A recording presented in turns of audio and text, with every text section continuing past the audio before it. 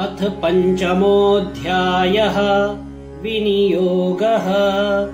ॐ अस्य श्री उत्तरचरित्रस्य रुद्रऋषिः महासरस्वती देवता अनुष्टुप् छन्दः भीमा शक्तिः भ्रामरी बीजम् सूर्यस्तत्त्वम्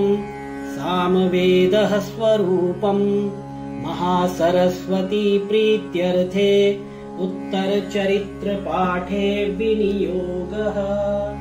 ध्यानम्। ॐ घण्टाशूलहलानि शङ्खमुसले चक्रम् धनुः सायकम् हस्ताब्जैर्दधतीम् घनान्तविलसत् शीतांशुतुल्यप्रभाम् गौरी देहसमुद्भवाम् त्रिजगता माधारभूताम् महा पूर्वामत्र सरस्वतीमनुभजे शुम्भादिदैत्यार्दिनी। ॐ क्लीं ऋषिरुवाच पुरा शुम्भनिशुम्भाभ्यामसुराभ्याम् शचीपतेः त्रैलोक्यम् यज्ञभागाश्च हृता मदबलाश्रयात् तावेव सूर्यताम् तद्वदधिकारम् तथैन्दवम् कौबेरमथ याम्यम् च चक्राते वरुणस्य च तावेव पवनर्धिम् च चक्रतुर्वह्निकर्म च ततो देवा विनिर्धूता भ्रष्टराज्याः पराजिताः ऋताधिकारास्त्रिदशास्ताभ्याम् सर्वे निराकृताः महासुराभ्याम् ताम् देवीम् संस्मरन्त्यपराजिताम् तयास्माकम् वरो दत्तो यथापत्सु स्मृताखिलाः भवताम् नाशयिष्यामि तत्क्षणात् परमापदः इति कृत्वा मतिम् देवा हिमवन्तम् नगेश्वरम् जग्मुस्तत्र ततो देवीम् विष्णुमायाम् प्रतुष्टुः देवा ऊचुः नमो देव्यै महादेव्यै शिवायै सततम् नमः नमः प्रकृत्यै भद्रायै नियताः प्रणतास्मताम् रौद्रायै नमो नित्यायै गौर्यै धात्र्यै नमो नमः ज्योत्सनायै चेन्दुरूपिण्यै सुखायै सततम् नमः कल्याणै प्रणताम् वृद्ध्यै सिद्ध्यै कुर्मो नमो नमः नैऋत्यै भूभृताम् लक्ष्म्यै शर्वाण्यै ते नमो नमः दुर्गायै दुर्गपारायै सारायै सर्वकारिण्यै ख्यात्यै तथैव कृष्णायै धूम्रायै सततम् नमः अतिसौम्यातिरौद्रायै नतास्तस्यै नमो नमः नमो जगत्प्रतिष्ठायै देव्यै कृत्यै नमो नमः या देवी सर्वभूतेषु विष्णुमायेति शब्दिता नमस्तस्यै नमस्तस्यै नमस्तस्यै नमो नमः या देवी सर्वभूतेषु चेतनेत्यभिधीयते नमस्तस्यै नमस्तस्यै नमस्तस्यै नमो नमः या देवी सर्वभूतेषु बुद्धिरूपेण संस्थिता नमस्तस्यै नमस्तस्यै नमस्तस्यै नमो नमः या देवी सर्वभूतेषु निद्रारूपेण संस्थिता नमस्तस्यै नमस्तस्यै नमस्तस्यै नमो नमः या देवी सर्वभूतेषु क्षुधारूपेण संस्थिता नमस्तस्यै नमस्तस्यै नमस्तस्यै नमो नमः या देवी सर्वभूतेषु छायारूपेण संस्थिता नमस्तस्यै नमस्तस्यै नमस्तस्यै नमो नमः या देवी सर्वभूतेषु शक्तिरूपेण संस्थिता नमस्तस्यै नमस्तस्यै नमस्तस्यै नमो नमः। या देवी सर्वभूतेषु तृष्णारूपेण संस्थिता नमस्तस्यै नमस्तस्यै नमस्तस्यै नमो नमः। या देवी सर्वभूतेषु शान्तिरूपेण संस्थिता नमस्तस्यै नमस्तस्यै नमस्तस्यै नमो नमः। या देवी सर्वभूतेषु जातिरूपेण संस्थिता नमस्तस्यै नमस्तस्यै नमस्तस्यै नमो नमः। या देवी सर्वभूतेषु लज्जारूपेण संस्थिता नमस्तस्यै नमस्तस्यै नमस्तस्यै नमो नमः। या देवी सर्वभूतेषु शान्तिरूपेण संस्थिता नमस्तस्यै नमस्तस्यै नमस्तस्यै नमो नमः। या देवी सर्वभूतेषु श्रद्धारूपेण संस्थिता नमस्तस्यै नमस्तस्यै नमस्तस्यै नमो नमः। या देवी सर्वभूतेषु कान्तिरूपेण संस्थिता नमस्तस्यै नमस्तस्यै नमस्तस्यै नमो नमः। या देवी सर्वभूतेषु लक्ष्मीरूपेण संस्थिता नमस्तस्यै नमस्तस्यै नमस्तस्यै नमो नमः। या देवी सर्वभूतेषु वृत्तिरूपेण संस्थिता नमस्तस्यै नमस्तस्यै नमस्तस्यै नमो नमः। या देवी सर्वभूतेषु स्मृतिरूपेण संस्थिता नमस्तस्यै नमस्तस्यै नमस्तस्यै नमो नमः।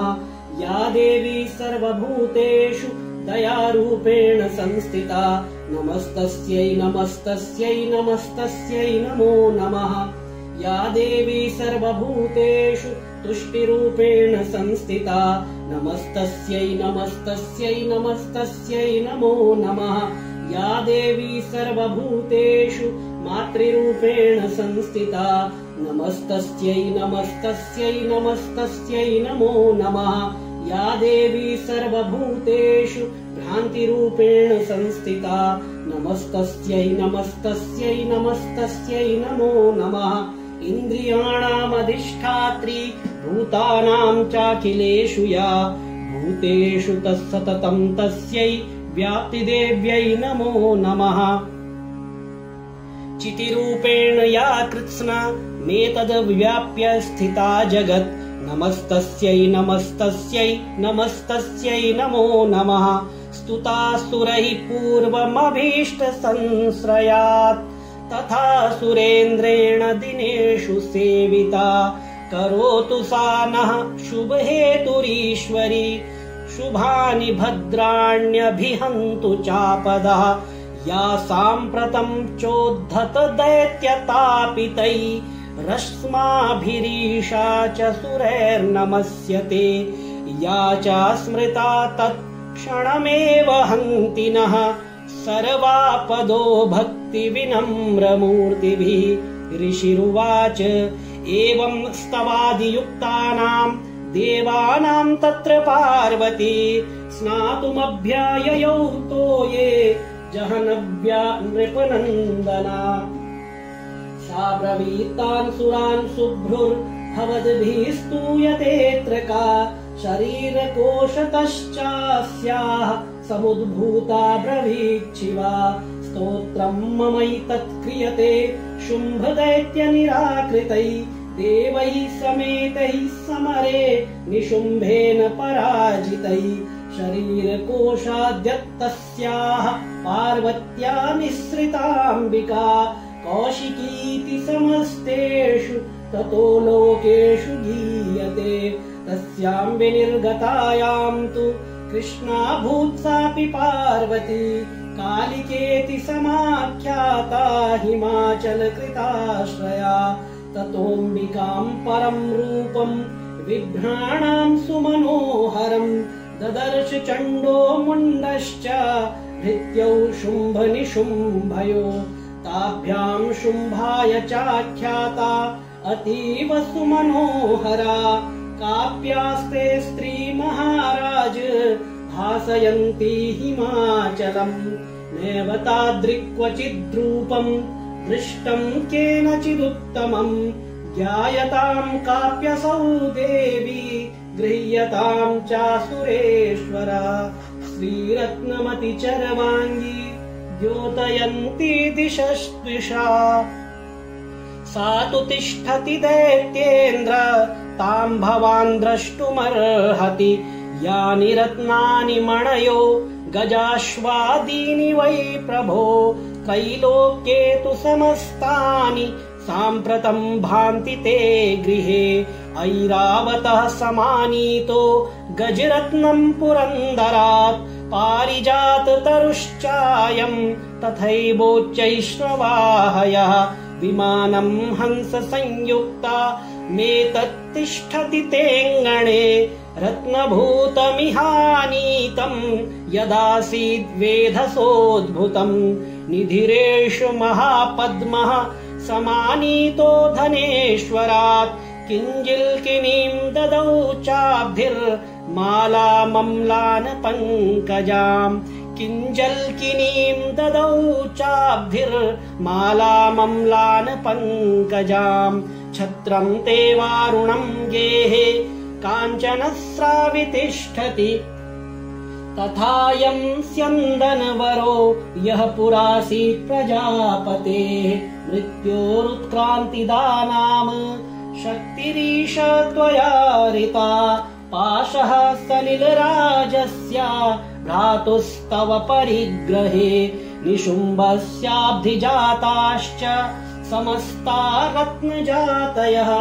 वह्निरपि ददौ तुभ्यमग्निशोचे च वाससि एवं दैत्येन्द्ररत्नानि समस्तान्याहृतानि ते स्त्रीरत्नमेषा कल्याणी त्वया कस्मान्न गृह्यते ऋषिरुवाच निशम्येति वचः शुम्भ सा तदा चण्डमुण्डयोः प्रेषयामास सुग्रीवम्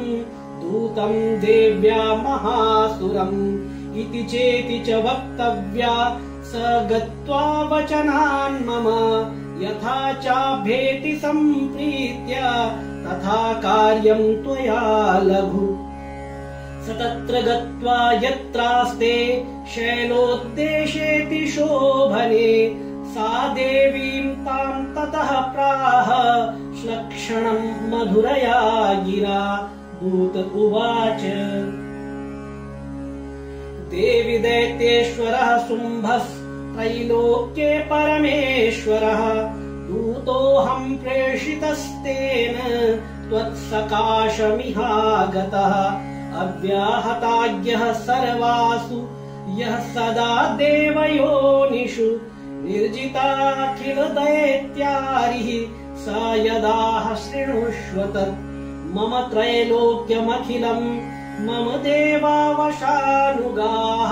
यज्ञभागानहं सर्वा नुपाश्नामि पृथक् पृथक् त्रैलोक्ये वररत्नानि मम वश्यान्यशेषतः तथैव गजरत्नं च हृत्वा देवेन्द्रवाहनम्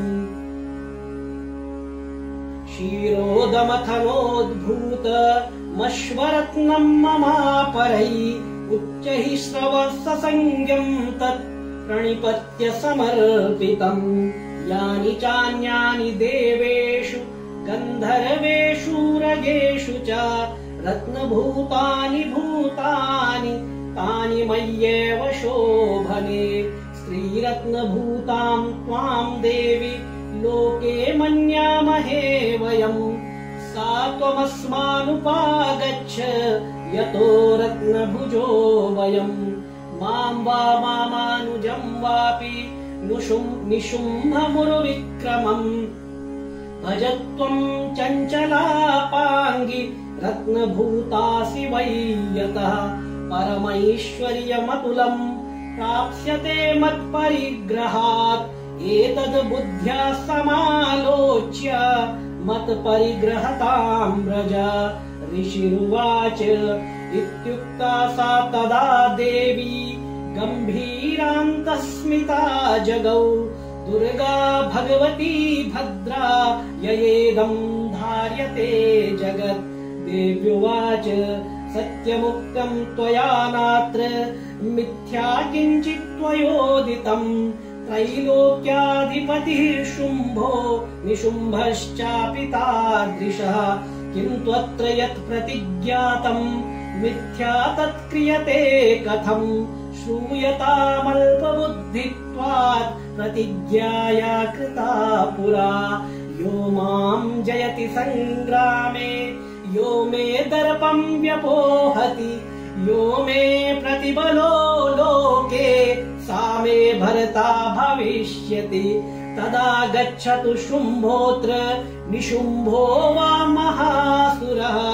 मां जित्वा किं चिरेणात्र पाणिं गृह्णातु मे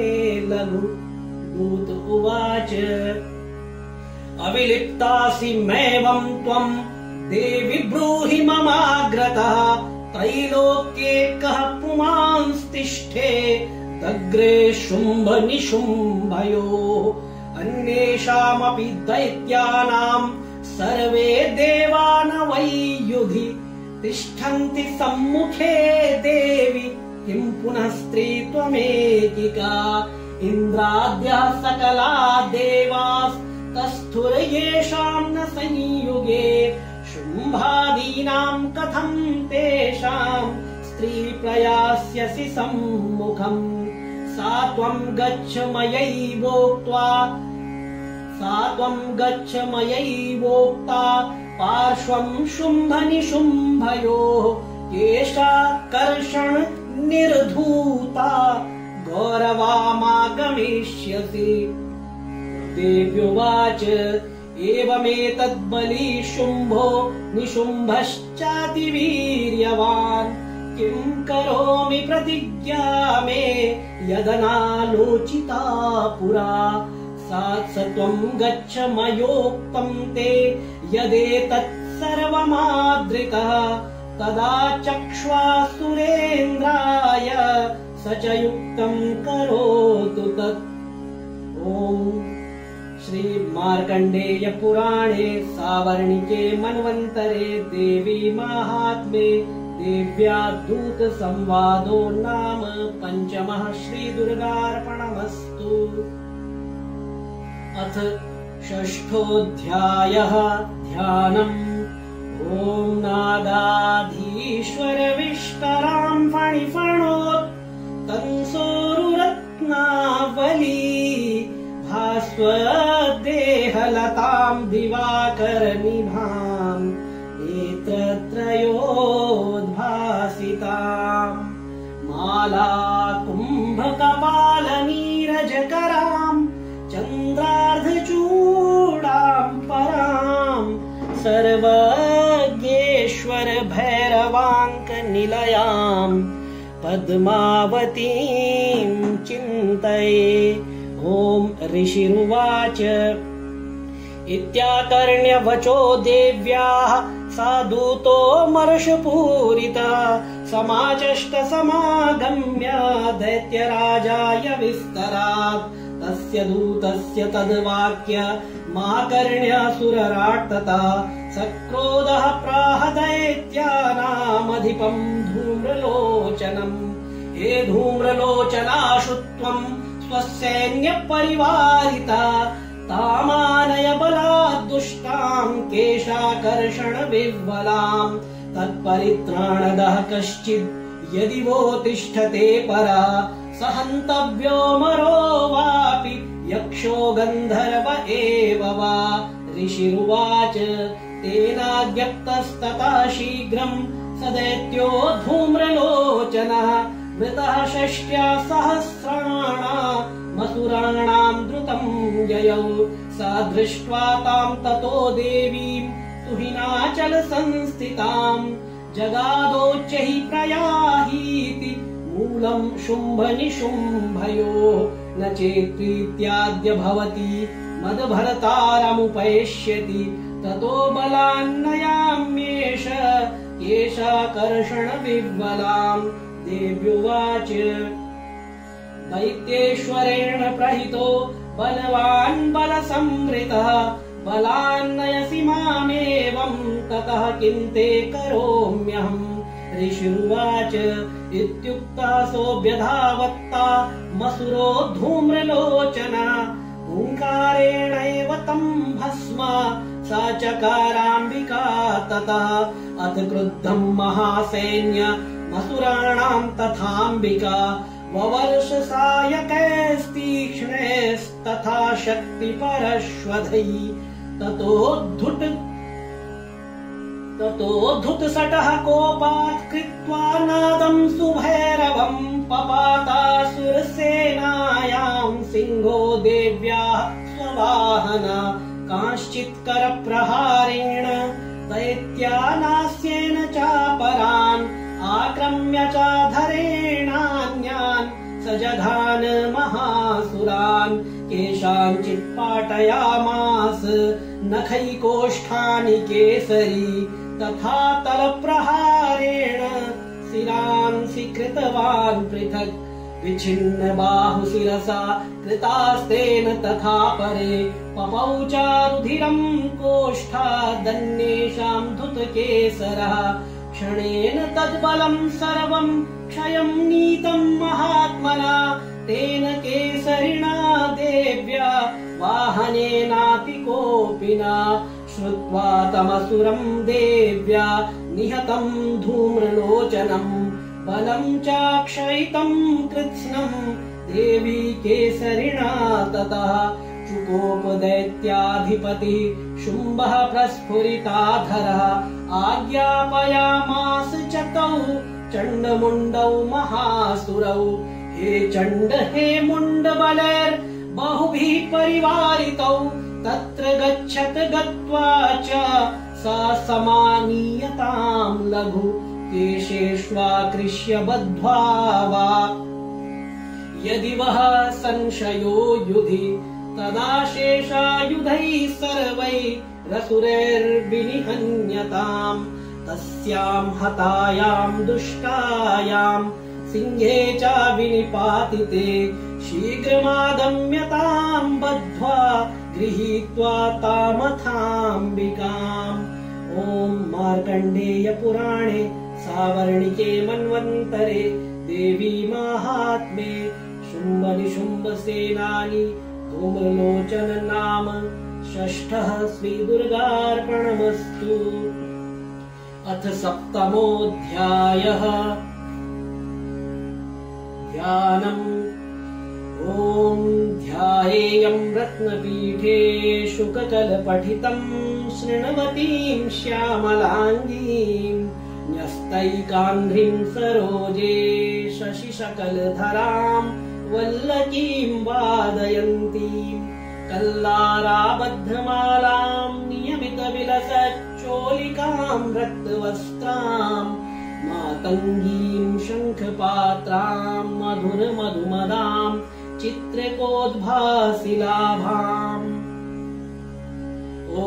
ऋषिरुवाच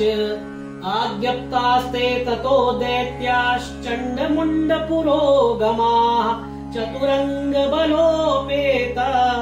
ययुरभ्युद्यतायुधाः ददृशुस्ते ततो देवी विशद्धासां व्यवस्थितां सिंहस्योपरि शैलेन्द्र शृङ्गे महति काञ्चने ते दृष्ट्वा तां समादातु मुद्यमं चक्रुरुद्यताः आकृष्टचापासिधरास् तथान्ये तत्समीपगाः ततः कोपं चकारोच्चैरम्बिका तानरीं प्रति कोपेन चास्या वदनं मषिवर्णमभूत्तदा भ्रिकुटीकुटिलात्तस्या ललाटफलकादृतं कालीकरालवदना विनिष्क्रान्तासि पाशिनी विचित्रखट्वाङ्गधरा नरमाला विभूषणा वीपीचर्म परिधाना शुष्कमांसातिभैरवा अतिविस्तारवदना जिह्वा ललन भीषणा निमग्ना रक्तनयना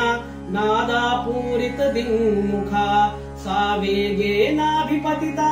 घातयन्ती महासुरान् सैन्ये तत्र सुरारीणामभक्षयत तद्बलम् पार्ष्णिगाहाङ्कुशग्राही योधघण्टा समन्वितान् समादायेत हस्तेन मुखे चिक्षेप वारणान् तथैव योधं तुरगै रथं सारथिना सह निक्षिप्य वक्त्रे दशनेश्चर्वयन्त्यतिभैरवम् एकं जग्राह केशेषु ग्रीवायामथ चापरम् पादेनाक्रम्य चैवान्य मुरसान्यमपोथयत् तैर्मुक्तानि च शस्त्राणि महास्त्राणि तथासुरै मुखेन जग्राह रुषा दशनेर्मथितान्यपि बलिनां तद्बलं सर्वमसुराणां दुरात्मनां ममर्दा भक्षयच्चान्या नन्याश्च ताडयत् तथा असिना निहताः केचित् खट्वाङ्गताडिताः जग्मुर्विनाशमसुरा दन्ताग्राभिहतास्तथा क्षणेन तद्बलं सर्वमसुराणां निपातितम् दृष्ट्वा चण्डो विदुद्रावा तां कालीमतिभीषणाम् शर्वर्षैर्महाभीमैर्भीमाक्षीं तां महासुरः छादयामास चक्रैश्च मुण्डः क्षिप्तैः सहस्रशः तानि चक्र्याण्यनेकानि विषमानानि तन्मुखम् बभुर्यथार्कबिम्बानि सुबहूनि घनोदरम् ततो जहासातिरुषा भीमं भैरवनादिनी काली करालवक्त्रान्तर्दुर्दर्श दशनोज्ज्वला उत्थाय च महासिंहं देवी चण्डमधावत् गृहीत्वा चास्य केशेषु शिरस्तेनासिनाच्छिनत् अथ मुण्डोऽभ्यधावत्तां दृष्ट्वा चण्डं निपातितं तमप्यपातयद् भूमौ सा खड्गाभिहतं रुषा हतशेषं ततः सैन्यं दृष्ट्वा चण्डं निपातितं मुण्डं च सुमहावीर्यं दिशो भेजे भयातुरम् शिरश्चण्डस्य काली च गृहीत्वा मुण्डमेव च प्राह प्रचण्डाट्टहास मिश्रमभ्येत्य चण्डिकाम् मया तवात्रोपरितौ चण्डमुण्डौ महापशु युद्धयज्ञेष्वयं शुम्भं निशुम्भं च हनिष्यसि ऋषिरुवाच पावानीतौ ततो दृष्ट्वा चण्डमुण्डौ महासुरौ उवाच कालीं कल्याणी ललितं चण्डिकावचः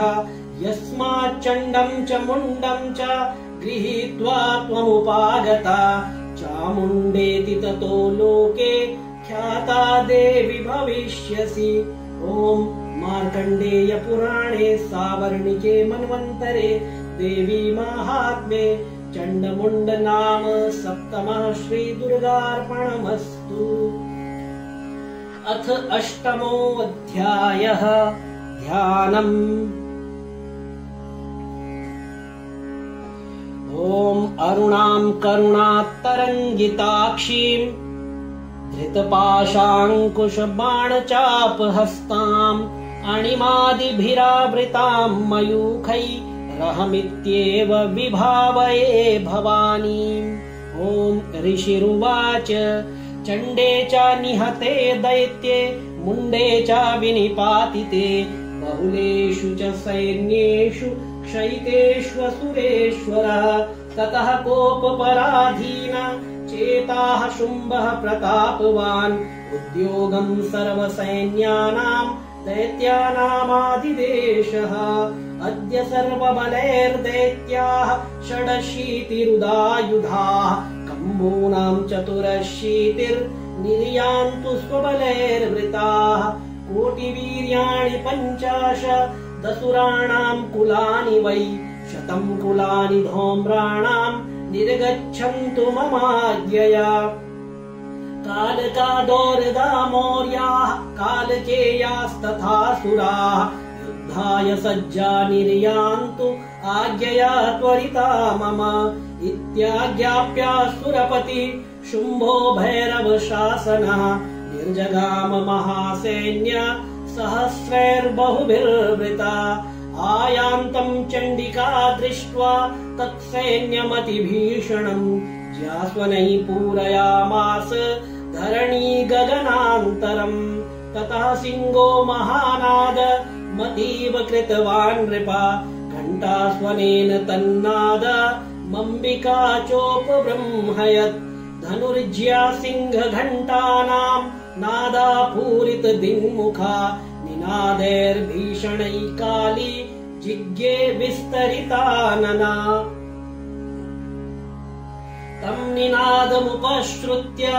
दैत्यसैन्यैश्चतुर्दिशम्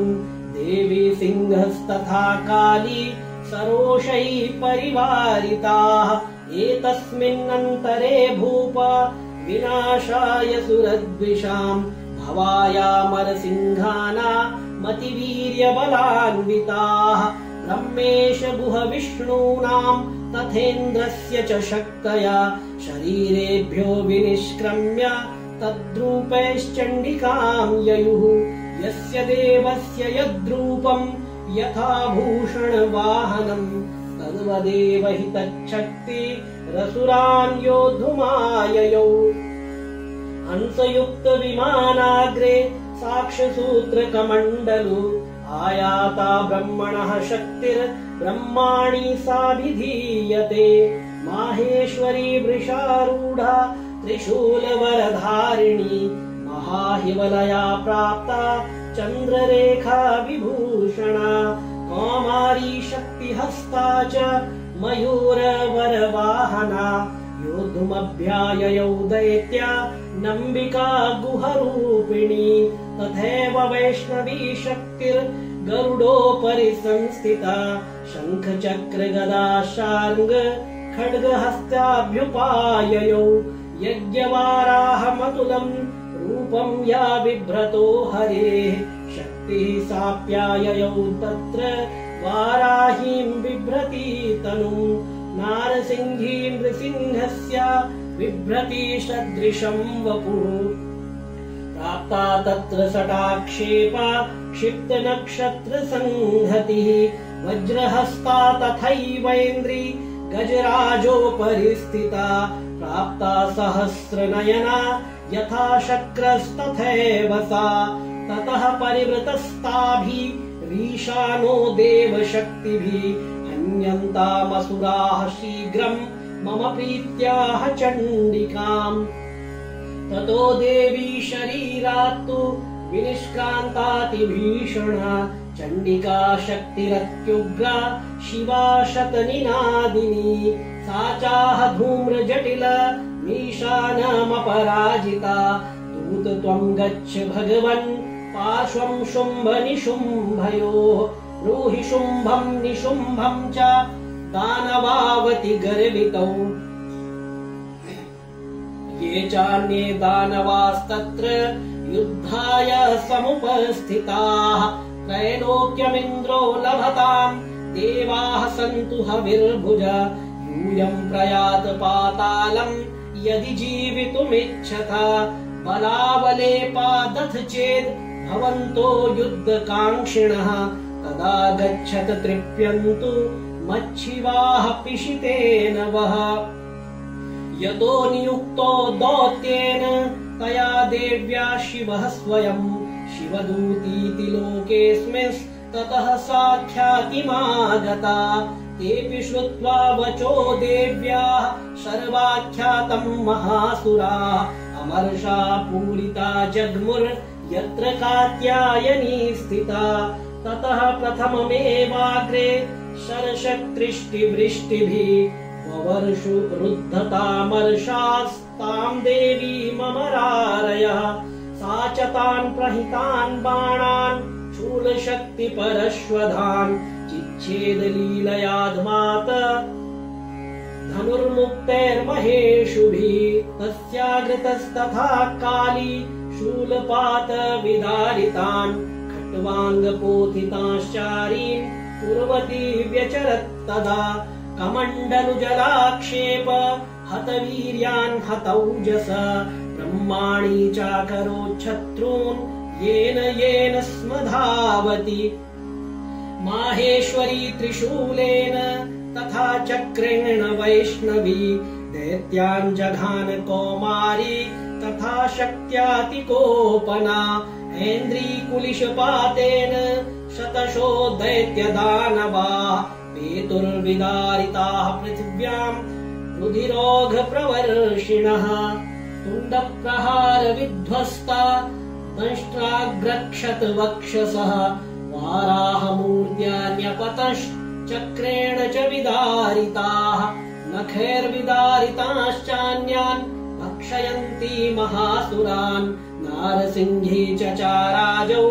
नादापूर्णदिगम्बरा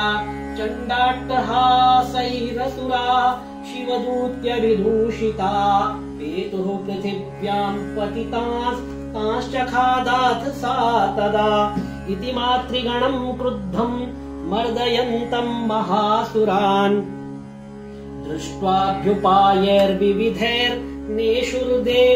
दृष्ट्वाभ्युपायैर्विविधैर्नेषुर्देवारिसैनिकाः पलायनपरान् दृष्ट्वा दैत्यान् मातृगणार्दितान् योद्धुमभ्याययौ क्रुद्धो रक्तबीजो महासुरा रक्तबिन्दुर्यदा भूमौ पतत्यस्य शरीरतः समुत्पतति मेदिन्याम् तत्प्रमाणस्तदासुरा युयुधे सा गदा पाणिरिन्द्रशक्त्या महासुरा ततश्चैन्द्री स्ववज्रेण रक्तबीजमताडयत् कुलिशेनाहतस्याशु बहुसुस्रावशोणितम् समुत्तस्थुस्ततो योधास्तद्रूपास्तत्पराक्रमाः यावन्तः पतितास्तस्य शरीराद्रक्तबिन्दवः तावन्तः पुरुषा जातास्तद्वीर्यबलविक्रमाः ते चापि युयुधुस्तत्र पुरुषा रक्तसम्भवाः समम् मातृभिरत्युग्र शस्त्रपातातिभीषणम् पुनश्च वज्रपातेन क्षतमस्य शिरो यदा ववाह रक्तम् पुरुषास्ततो जाताः सहस्रशः वैष्णवी समरे चैनम् चक्रेणाभिजघानः गदया ताडयामास ऐन्द्रीतमसुरेश्वरम् वैष्णवी चक्रभिन्नस्य रुधिरस्रावसम्भवै सहस्रशो जगद्व्याप्तम् तत्प्रमाणैर्महासुरै शक्त्या जघान कौमारी वाराही च तथासिना माहेश्वरी त्रिशूलेन रक्तबीजम् महासुरम् स चापि गदया दैत्यः सर्वा एवाहनत् पृथक् मातृः कोपसमाविष्टो रक्तबीजो महासुरः तस्याहतस्य बहुधा शक्तिशूलादिभिर्भुवि पपात यो वै रक्तोघस्तेनासञ्छतशोऽसुरा तैश्चासुरासृक्सम्भूतैरसुरैः सकलम् जगत् व्याप्तमासीत् ततो देवा भयमाजग्मुरुत्तमम् तान् विषण्णान् सुरान् दृष्ट्वा चण्डिका प्राह सत्वरा उवाच कालीम् चामुण्डे विस्तीर्णम् वदनम् कुरु मच्छस्त्रपात सम्भूतान् रक्तबिन्दून् महासुरान् रक्तबिन्दोः प्रतीच्छत्वम् वक्त्रेणानेन वेगिना भक्षयन्ती चररणे तदुत्पत्तान् महासुरान् एवमेष क्षयम् दैत्यः क्षीणरक्तो गमिष्यति भक्ष्यमाणास्त्वया चोग्रा न चोत्पत्स्यन्ति चापरे इत्युक्त्वा ताम् ततो देवी शूलेनाभिजघान तम् मुखेन काली जगृहे रक्तबीजस्य शोणितम् ततो सा वाजघानाथ गदया तत्र चण्डिकाम् न चास्या वेदनाम् चक्रे गदापातोऽल्पिकामपि तस्याः तस्य देहात्तु बहुसुस्रावशोणितम् यतस्ततस्तद्वक्त्रेण चामुण्डा सम्प्रतीच्छति मुखे समुद्गता येस्या रक्तपातान् महासुराः तांश्चखादाथ चामुण्डा पपौ तस्य च शोणितम् देवी शूलेन वज्रेण बाणैरसिभिरिष्टिभिः जघान रक्तबीजं तम् चामुण्डा पीतशोणितम् सपपात महीपृष्ठे शस्त्रसङ्घसमाहतः नीरक्तश्च महीपालः रक्तबीजो महासुरः ततस्ते हर्षमतुलमवापुस्त्रिदशा नृपः तेषां मातृगणो जातो ननरता शृङ्मदोद्धतः। ॐ मार्कण्डेय पुराणे सावर्णिके मन्वन्तरे देवी माहात्म्ये रक्तबीज नाम अष्टमः श्रीदुर्गार्पणमस्तु।